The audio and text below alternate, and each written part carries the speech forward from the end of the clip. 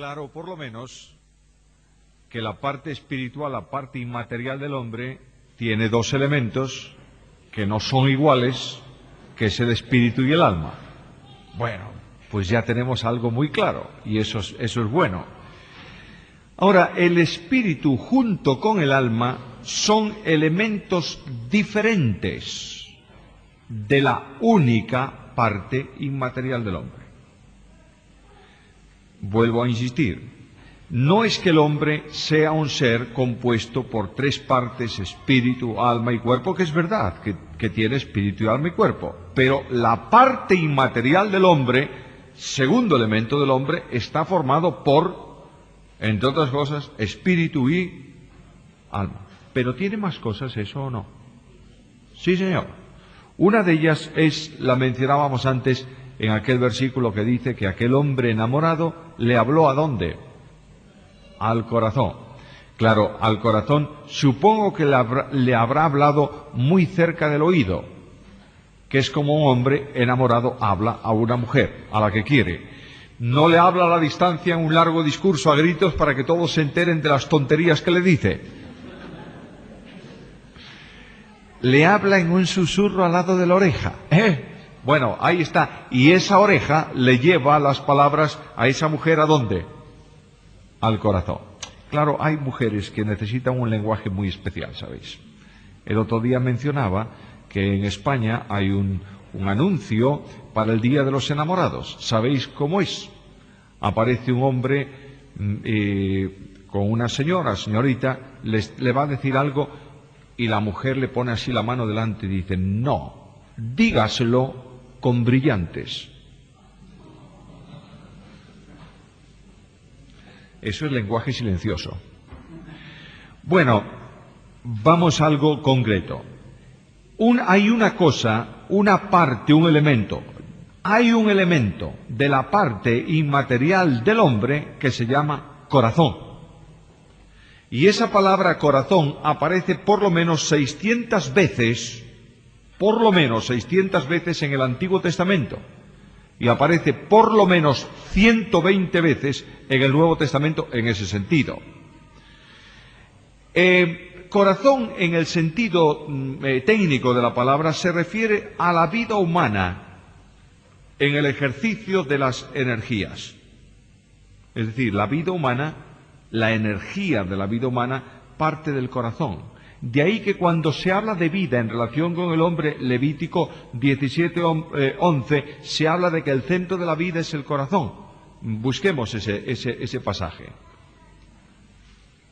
Porque la vida de la carne en la sangre está, y yo os la he dado para hacer expiación sobre el altar por vuestras almas, y la misma sangre hará expiación de la persona. De manera que ahí está la sangre que está en el corazón vinculando la vida del hombre. Ahora, a menudo el corazón es mencionado en las Escrituras como el asiento de los afectos y de las pasiones. Por ejemplo, Proverbios capítulo 16 y versículo 21. Y mientras buscamos el versículo, quiero hacer otra recomendación. ¿Vosotros estudiasteis el libro de Proverbios últimamente algo? Es un libro que también se estudia poco, ¿no? ¿O no? ¿No? ¿Se estudia mucho el libro? Se estudia mucho. ¡Qué bendición tan grande! Sabéis que el libro de Proverbios tiene por lo menos 12 grandes temas. Y esos 12 grandes temas están elaborados de una forma coordinada a través de todo el libro de Proverbios. Es muy interesante. Uno de los temas tiene que ver con la sabiduría. Es uno de los temas principales del libro de Proverbios. Capítulo 16 del libro de Proverbios, versículo 21. El sabio de corazón es llamado prudente y la dulzura de labios aumenta el saber. ¿Dónde está la sabiduría de éste? ¿En la cabeza? Entonces, ¿qué quiere decir?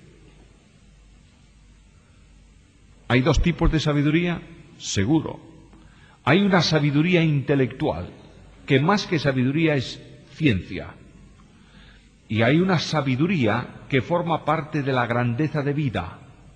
Y la principal sabiduría es el temor de Dios, temor de Jehová. Ahora, cuando vosotros visitáis a un campesino, si tenéis la posibilidad de hacerlo, notaréis que el campesino tiene una tremenda sabiduría natural. Conoce de vida muchísimo más que un hombre de ciudad, porque tiene una experiencia más enriquecedora que el hombre de ciudad. De manera que a lo largo de los años la persona puede adquirir un caudal de sabiduría, aunque técnicamente sea un analfabeto. Una vez en mi iglesia vino un padre de un muchacho que estudia, ahora se ha doctorado, y va precisamente estos días, estos días salía para la universidad, una universidad de Minsk en Rusia, en un intercambio, no sé qué va a hacer el pobre allá, pero bueno, en un intercambio de profesorado. Y este hombre llegó un día y le contestó al padre, como siempre contesta al padre un chico de 18 años. Para un chico de 18 años, ¿cuánto sabe su padre? Nada, naturalmente. Y le contestó así, y el padre vino a contarme sus penas. Y me dijo, claro, es que mi hijo sabe mucho más que yo. Le dije, no se te ocurra decir eso jamás. Nunca podrá saber más que tú, aunque viva muchos años, porque nunca llega a alcanzarte a ti en edad. Y la sabiduría de la vida se adquiere con los años. Claro, lamentablemente hay personas que pasan por la vida y la vida no pasa por ellos, pero estas son excepciones.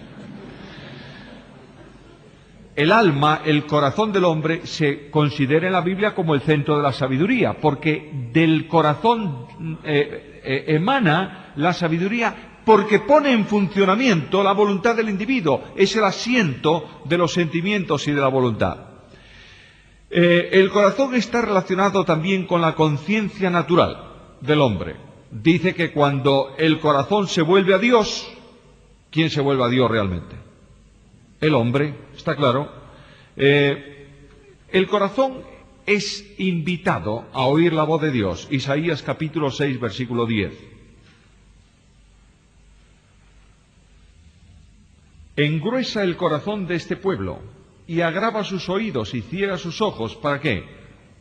Para que no vean con sus ojos, ni oigan con sus oídos, ni su corazón entienda, ni se conviertan y haya sanidad para él. Qué tremendo, ¿eh?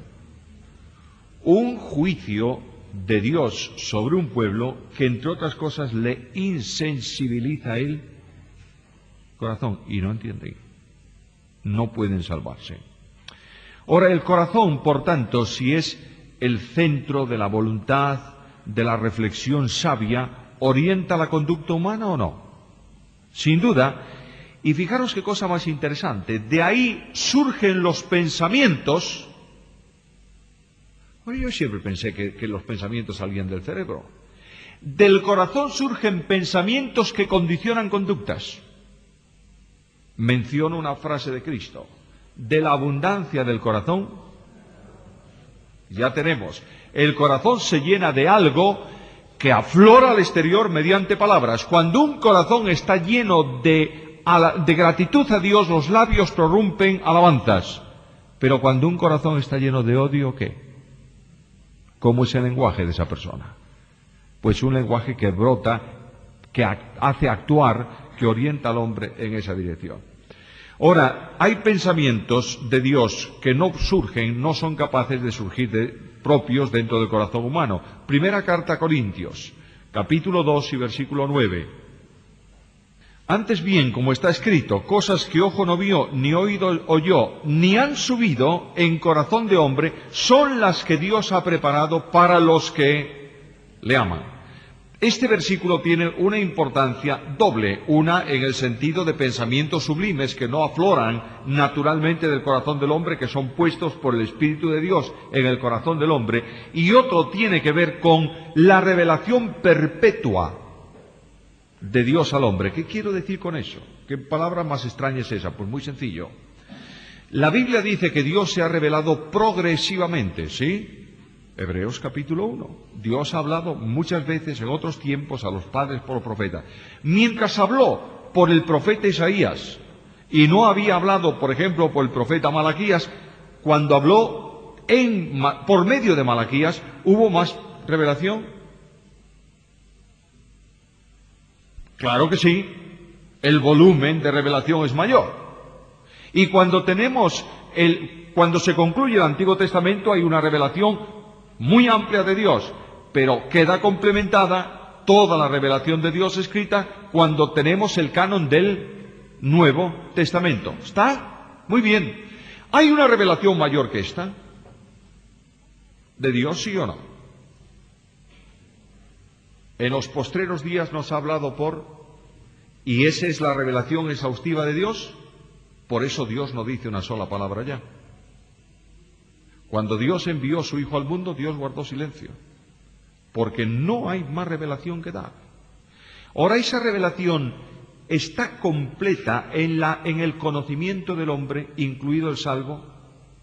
No, hay elementos que nosotros conoceremos cuando le veamos como Él es, y conoceremos entonces como somos conocidos, porque Dios no puede ser comprendido nunca, jamás, en la inteligencia del hombre.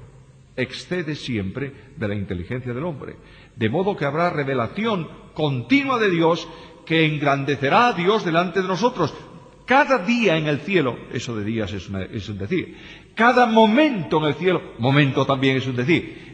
Cuando estemos en el cielo, iremos descubriendo nuevas cosas y conoceremos nuevas cosas. Decía hace un momento que cuando llega al cielo me gusta, tengo tantas preguntas que formular cuando llega al cielo. Y resulta que no voy a formular ningunas, porque voy a conocer algo nuevo, novedoso, que resolverá esas preguntas. Ahora, alguien está pensando, no me encaja eso. Bueno, voy a poneros un ejemplo. Los judíos en el Antiguo Testamento recibieron una revelación del Mesías en dos secciones o en dos aspectos. De un Mesías que sufre y de un Mesías que reina. ¿Sí? Pues sí. Isaías 53. ¿Mesías qué? Que sufre. Isaías 9, Isaías 11. Un Mesías que triunfa. Y el judío le faltaba un aspecto de revelación que nosotros tenemos hoy: la cruz, la muerte y la resurrección. De ahí que cuando un judío llegaba a ese conflicto, trataba de adaptar una cosa a la otra y le hacía violencia, hasta el punto que sabéis que los judíos en los tiempos de Cristo, anteriores y posteriores, decían que el capítulo 53 se refería ¿a quién? Al pueblo de Israel. Claro, nosotros decimos que poco entendían ellos. Claro, qué fácil nos es a nosotros ahora entenderlo, porque tenemos la cruz, la tumba, la resurrección, la glorificación. ¡Qué fácil! ¡Facilísimo! ¿Tenemos más revelación que ellos? Sí. Ahora yo te voy a plantear un problema. Yo tengo un problema colosal. Y el problema es este: elegido según la presciencia de Dios Padre. ¿Quieres de otra forma? Según nos escogió en Él desde antes de la constitución del mundo. Y ahora te presento otro problema, o te presento un contraste. Todo el que quiera, venga. ¿Son verdades? ¿Cómo las reconcilio yo? Puedo reconciliarlas medio en aplicación de aquello que os dije ayer, de la sustitución potencial y virtual, pero no tengo el resultado final que necesito. ¿Cuándo lo tendré? ¿Cuándo? ¿Está claro? De manera que hay una revelación progresiva y hay pensamientos que no surgen imposibles del corazón del hombre. Son pensamientos que Dios produce en el corazón del hombre. Además de esto, el pecado distorsiona el pensamiento humano del hombre natural. Dice en Génesis capítulo 6, versículo 5, que toda la intención, el pensamiento del corazón de ellos era continuo. ¿Cómo? ¿Cómo dice, por favor? ¿Solamente al o él? Él. Es decir, el mal condicionaba el pensamiento de esas personas. ¿Entendéis? No es que pensaban mal. Porque una persona que piensa mal puede dejar de pensar mal y pensar bien. Ahí dice, es imposible que dejen de hacer el mal porque el pensamiento de ellos es el mal. La esencia del mal que forma parte de la propia naturaleza humana. Ahora, Jesús añade que del corazón del hombre proceden los malos pensamientos y por tanto toda forma de maldad. Marcos 7:21. Porque de dentro del corazón del hombre salen los malos pensamientos. ¿Y qué más dice? Los adulterios, las fornicaciones, los homicidios. Adulterio, fornicación, homicidio es una acción, no un pensamiento. Es la expresión visible de los malos pensamientos. El corazón piensa y como es el centro de la voluntad, conduce a la acción. ¿Entendemos? Bueno, entonces tenemos que progresar un poco más.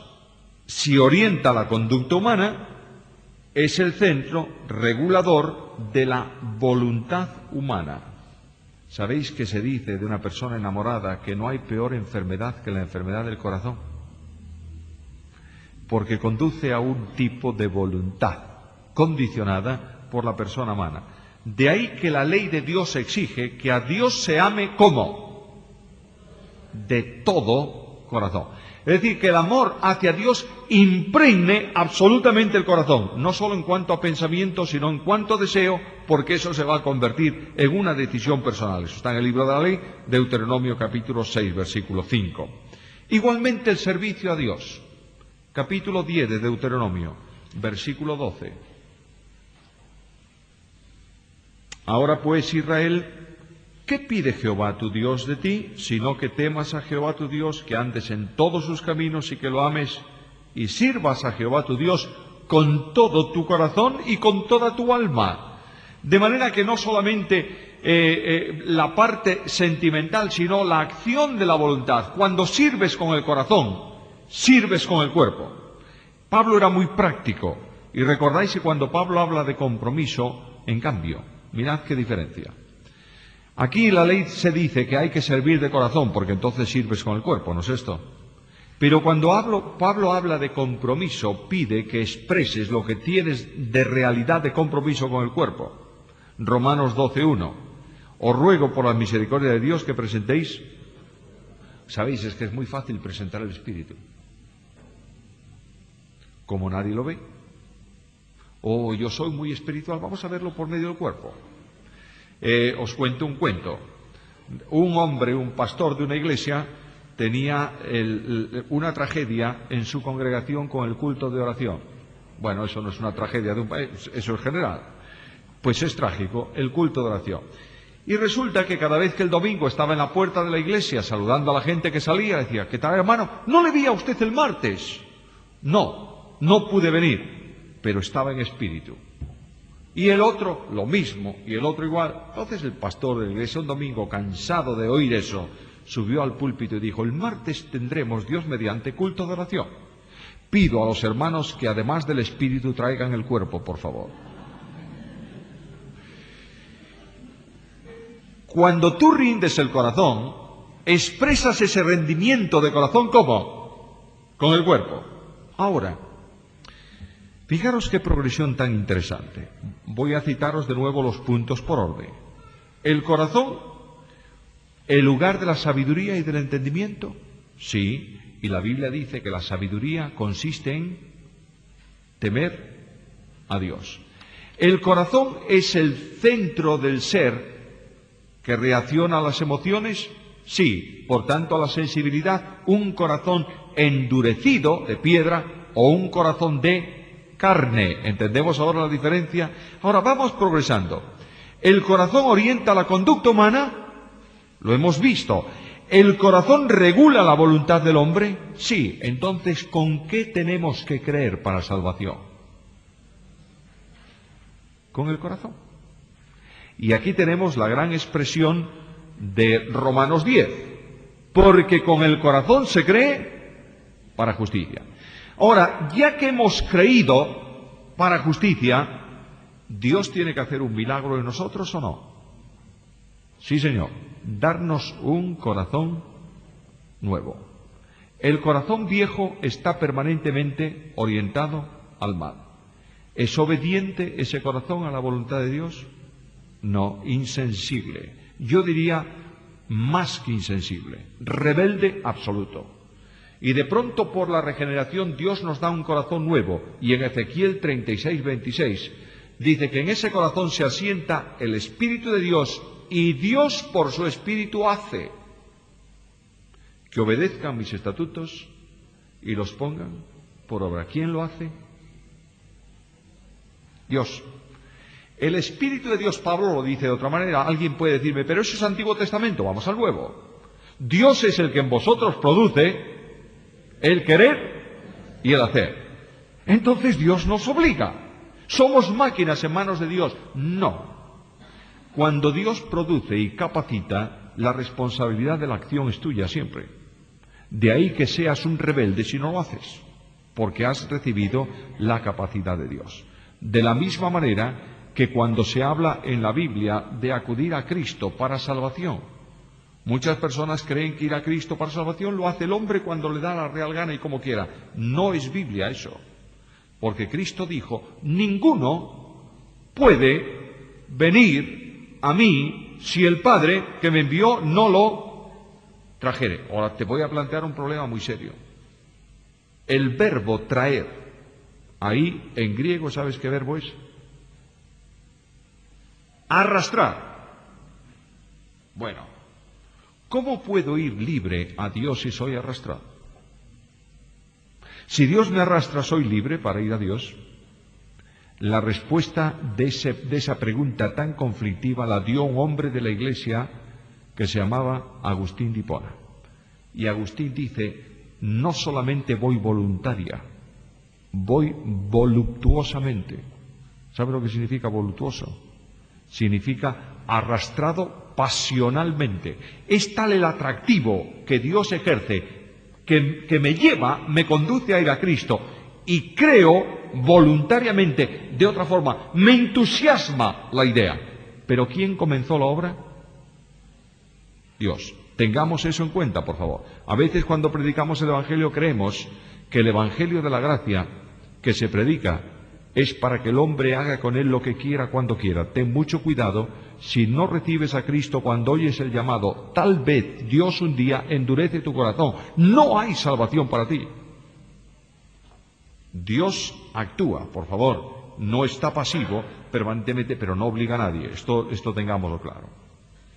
El corazón, por tanto, actúa en la salvación del hombre y de pronto cuando se convierte a Dios, el corazón del hombre es un corazón bueno y recto. ¿Sabes qué significa? Que es capaz de llevar fruto para Dios. El fruto para Dios lo produce el Espíritu Santo en el terreno abonado del... Lo dijo Cristo en la parábola del sembrador. El corazón de los hombres, el terreno abonado que lleva fruto a 60, 80, a 100. Vamos a ver, voy a darles un tema a los predicadores de la Iglesia. Luego cobraré el bosquejo, Cuando se habla de la parábola del sembrador, siempre, no digo siempre, en el 90% de las ocasiones se habla como algo para inconversos, ¿no es esto? La palabra cae en el terreno duro, cae en el terreno menos duro, cae de espinas y cae en el terreno preparado. ¿Es eso el significado de la parábola? Pues sin duda es por lo menos uno. Pero hay una clave interpretativa de esa parábola que nunca la tenemos en cuenta.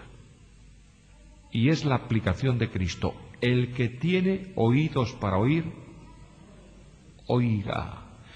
Y toda la clave de esa parábola tiene que ver con el oír.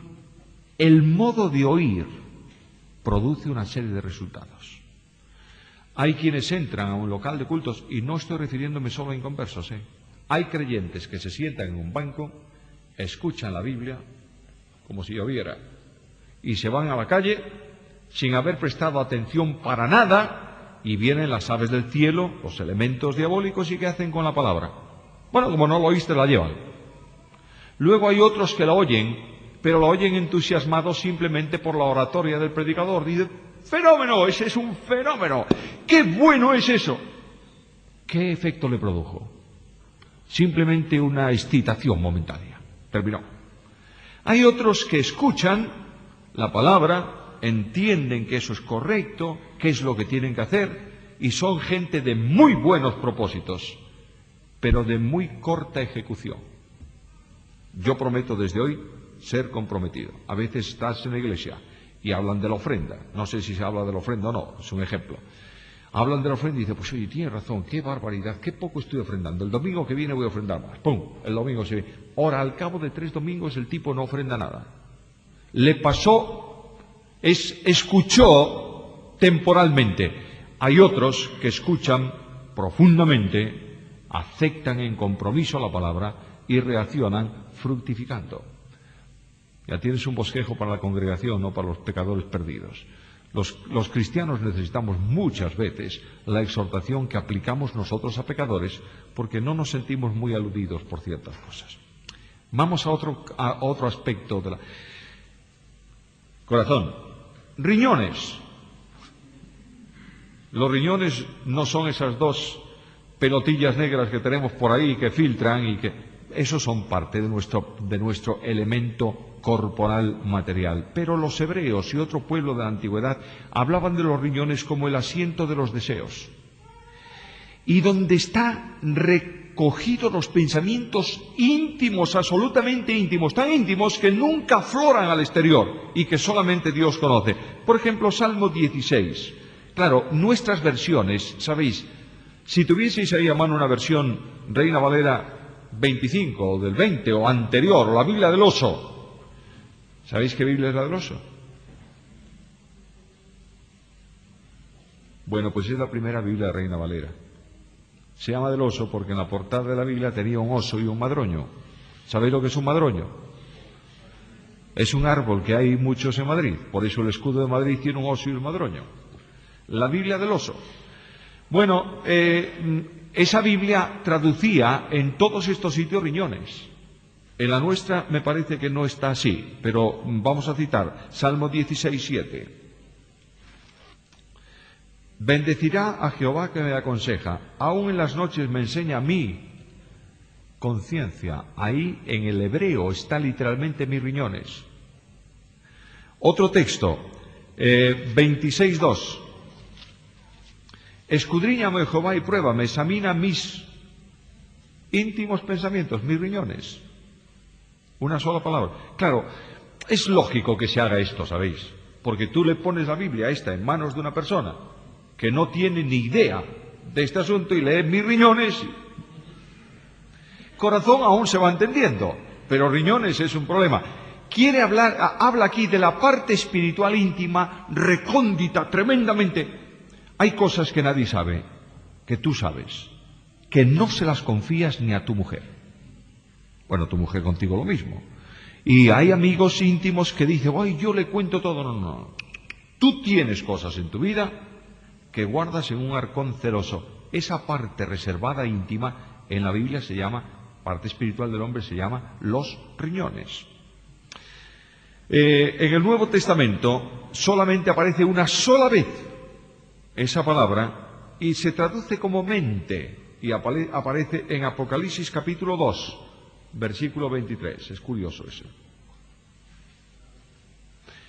Y a sus hijos heriré de muerte, y todas las iglesias sabrán que yo soy el que escudriño la mente, los riñones y el corazón, y os daré a cada uno según vuestras obras. De manera que ya tenemos otro elemento.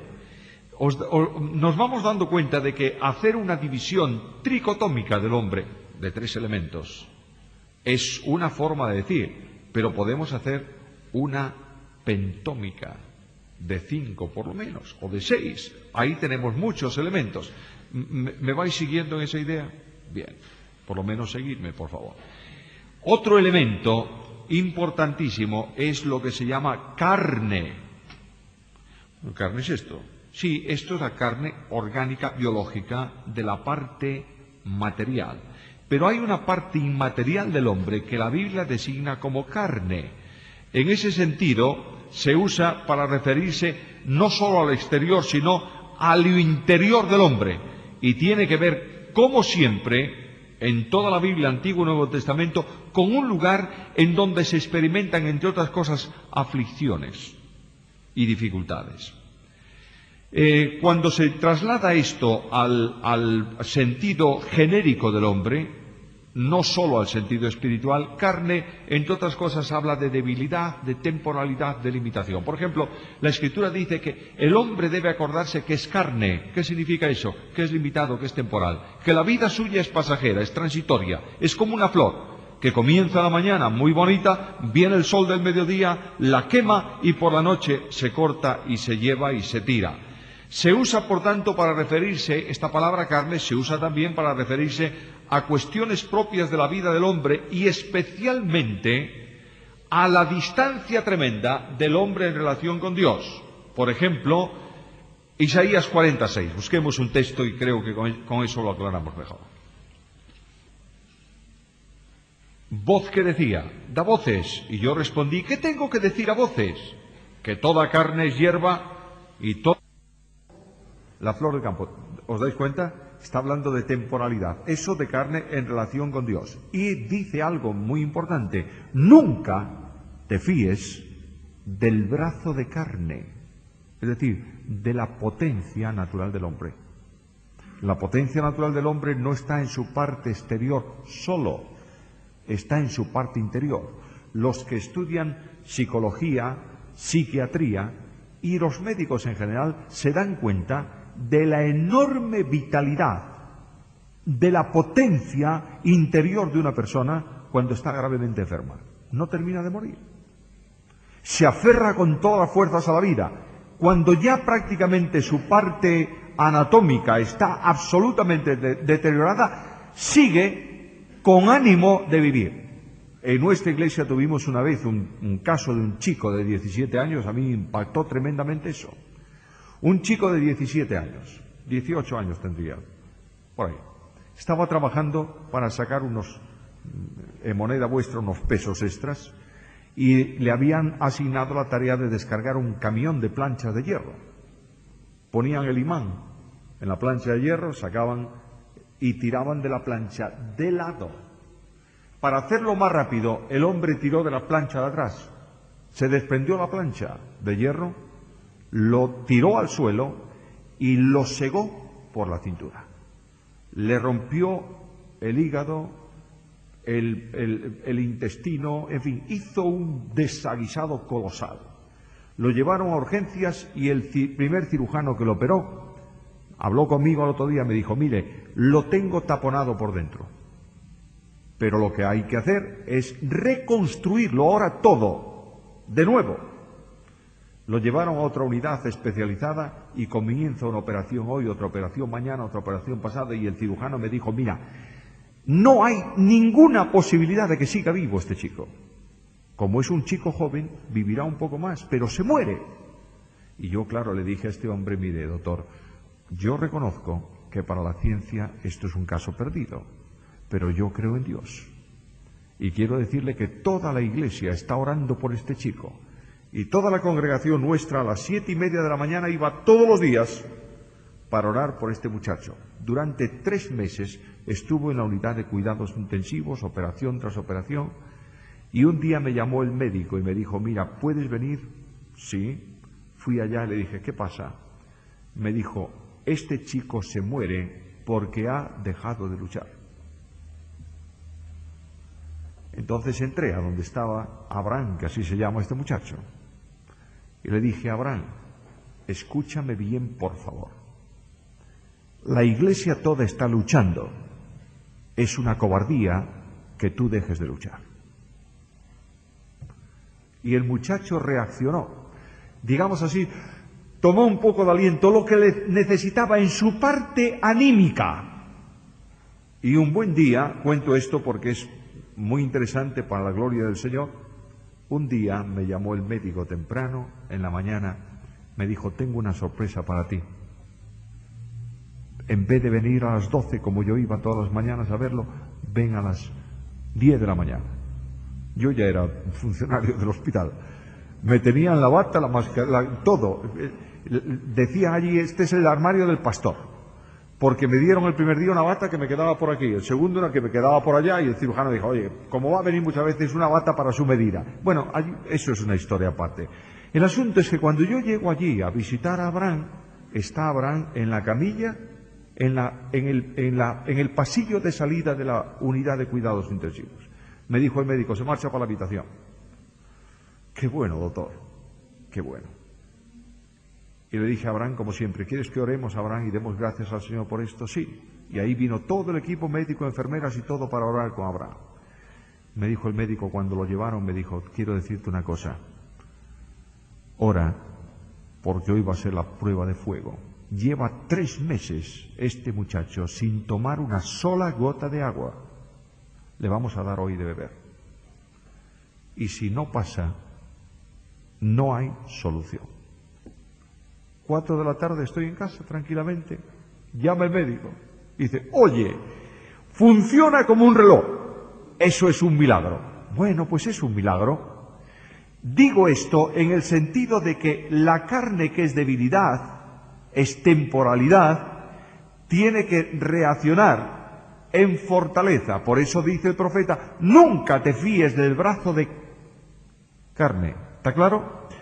Ahora, la carne es exactamente, en el sentido moral, es la parte espiritual del hombre que se opone abiertamente a Dios y especialmente quiere obrar por sí misma la salvación del hombre. A ver si entendemos bien esto. Dios dice, por gracia sois salvos. ¿Y qué dice el hombre? Soy salvo por obras. ¿Conocéis alguno que dice eso? Naturalmente. Y los grandes teólogos de la Iglesia te dirán, venga usted acá y lea en Santiago, ¿qué dice? Que la fe que no obra no salva. Bueno, claro que sí, hombre, naturalmente. Si eso lo creo profundamente.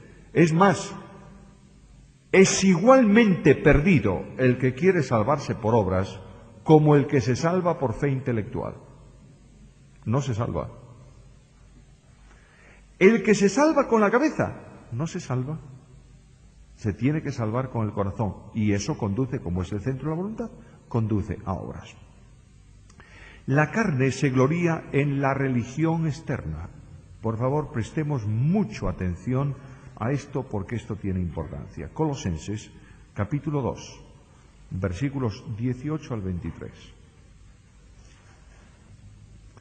Nadie os prive de vuestro premio, afectando humildad, culto a los ángeles, entremetiéndose en lo que no han visto, vanamente hinchado por su propia mente, ¿qué? Carnal, ahí tenemos la carne. Y no asiéndose de la cabeza, en virtud de quien todo el cuerpo, nutriéndose y uniéndose por las coyunturas y ligamentos, crece con el crecimiento que da Dios. Y a continuación viene la descripción de la religión que produce la carne, que tiene que ver con no hagas, no toques, no gustes, no uses. Religión por fuera, pero pecado por dentro. Muchas veces nosotros vivimos en esta estructura de cosas y no nos damos cuenta que entonces el culto no es espiritual, es carnal. La carne sujeta al hombre a un pecado en vía de esclavitud. Capítulo 7 de Romanos, versículo 14. Porque sabemos que la ley es espiritual, mas yo soy carnal. ¿Y qué dice? Vendido. Si eres vendido, ¿qué eres? Un esclavo, esclavo del pecado. Sabéis que las 3 cadenas de esclavitud que condicionan la libertad son el yo, la carne y el mundo. Si no estás liberado de esas cadenas, eres esclavo. No son cosas tangibles, son cosas espirituales, que como son espirituales y condicionan la acción espiritual, se manifiestan luego en cosas externas, visibles, tangibles. Pero esencialmente las cadenas de esclavitud son espirituales, y Dios provee para la libertad del creyente la obra del Calvario, en cuya acción recibes el poder para liberarte de esas cadenas de esclavitud. Ahora, la carne conduce a una esfera de enemistad con Dios. Vamos terminando, capítulo 8 de Romanos, versículo 7. Porque los designios de la carne, original en el griego dice, la mente carnal, repite prácticamente lo que ha dicho antes. porque los designios de la carne, la mente carnal, produce enemistad contra Dios. ¿Por qué? Porque no se sujeta a la ley de Dios, ni tampoco puede. Dos acciones: rebeldía e incapacidad. Es rebelde porque no quiere sujetarte, es incapaz porque no puede sujetarse a la ley de Dios. Pongo un ejemplo. ¿Puede el hombre natural, aunque quiera, cumplir el resumen de la ley, amar a Dios sobre todas las cosas y al prójimo como a uno mismo? No puede. Bueno, ya tenemos la incapacidad que produce la carne. La carne conduce al hombre a una manifestación pecaminosa. Gálatas 5, 19 al 21. Eso lo vamos a ver con detalle mañana, pero simplemente lo menciono. Las obras de la carne. Y quiero que penséis, por favor, porque vamos a dedicarle un tiempecito mañana a estas obras de la carne. Quiero que penséis, por favor, ¿en qué áreas de la vida del hombre actúa la carne? Leed solamente Gálatas capítulo 5, 19 al 21, subrayad ahí los elementos correspondientes de cada una de esas obras en relación con qué áreas, o si lo expreso mejor, qué áreas de la vida humana, de la personalidad humana, del hombre, afectan las obras de la carne. ¿Está claro? Muy bien. Por último, la carne tiene una sabiduría propia. Quiero dejar las obras para mañana. Termino con esto. La carne tiene una sabiduría propia. ¿Cuál es la sabiduría de la carne? La sabiduría que se opone abierta y directamente a la sabiduría de Dios. Segunda a Corintios, capítulo 1, versículo 12. Porque nuestra gloria es esta, el testimonio de nuestra conciencia, que con sencillez y sinceridad de Dios, no con sabiduría humana, sino con la gracia de Dios, nos hemos conducido en el mundo y mucho más con vosotros. No con sabiduría humana. Luego, ¿la sabiduría humana es contraria a la gracia? Necesariamente. Si queréis un ejemplo mucho más claro, tal vez, o por lo menos más sensible, lo tenéis en la enseñanza que Pablo hace en la primera carta a los Corintios sobre el Evangelio, que él llama la palabra de la cruz. ¿Qué dice Pablo que es la palabra de la cruz para los que se están perdiendo? Locura. Asunto no entendible, no inteligible. ¿Me permitís 2 minutos más para no dejar colgado ese asunto? Observa el mundo según lo divide el Nuevo Testamento. En el mundo del Nuevo Testamento hay judíos, griegos o gentiles y romanos. Muy bien. También hay bárbaros, es decir, los que no son griegos, pero eso es genérico. Ahora, tú vienes a un judío y háblale al hombre natural, no regenerado, háblale de la cruz. ¿Sabes lo que le estás diciendo a un judío? El Mesías, tu esperanza, fue un hombre que clavaron en una cruz. ¿Por qué? Por malhechor. Y fue clavado en un madero. Y la ley dice, maldito aquel que ha sido... ¿Tú qué te diría el judío? Blasfemia y locura. Fuera. Habla con un griego. Y dile, mira, ¿cuántos dioses tenéis los griegos? No sé, 1500 o 2000, o los que tú quieras más. Y además, por si acaso se nos olvida alguno, hemos levantado un altar al Dios no conocido. ¿Sabes? Le dices tú, pues te voy a decir algo. Solamente hay un Dios y solamente tiene un hijo. Y el griego dice, vaya nueva teología. Pero el griego, que está dispuesto a recibir cualquier cosa, dice, pues tiene usted razón. Qué interesante, un solo Dios, no tengo problemas con tantos, y además un solo hijo, fenómeno. ¿Sabes? Ese Dios que tiene un solo hijo, lo mandó al mundo de los hombres, y el griego pensaría, a vivir como un rey. Porque todos los dioses de los griegos que venían al mundo de los hombres, ¿a qué venían? A buscar sus mejores mujeres, a tomar sus mejores vinos, emborrachándose con ellos, etcétera, etcétera. Dice, no, ese hombre, ese Dios que tiene un solo hijo, manda a su hijo al mundo para que muera por los hombres. Locura. Y vas a un romano, le dices, ¿sabes una cosa? Tú no eres libre, eres esclavo. ¿Qué esclavo yo? Soy libre de libre. Mi imperio es el imperio libre y yo soy romano, soy libre. Pues no, eres esclavo. Y tienes que alcanzar la libertad mediante la muerte de un esclavo. Locura. ¿Es locura o no es locura? Claro que es locura para el hombre natural. Por tanto, la mente carnal no puede entender las cosas de Dios. ¿Lo hemos comprendido bien? Bueno, ya tenemos un montón de divisiones de la parte inmaterial del hombre. Mañana veremos las obras de la carne y continuaremos para concluir en ese aspecto, si el Señor lo permite. Gracias por vuestra paciencia y por vuestra atención. No sé qué día va a ser que vamos a dedicar tiempo a preguntas. ¿Mañana? Muy bien. ¿En la segunda hora? Perfecto.